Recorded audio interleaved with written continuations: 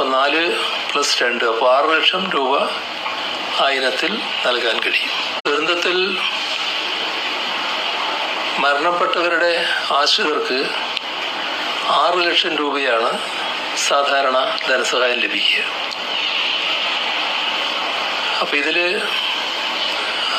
SDRFിൽ നിന്നാണ് 4 ലക്ഷം രൂപ നൽകുന്നത്. SDRFിൽ നിന്നാണ് 4 ലക്ഷം രൂപ നൽകുന്നത്.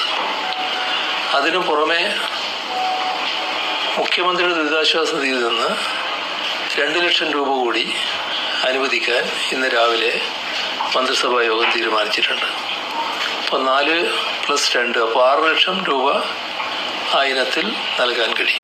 കണ്ണുകൾ, കൈകാലുകൾ ഇവയെല്ലാം നഷ്ടപ്പെട്ടവർക്ക് 60% വൈകല്യം ബാധിച്ചവർക്ക് 75,000 രൂപ, 60% വരെ വൈകല്യം ബാധിച്ചവർക്ക് 50,000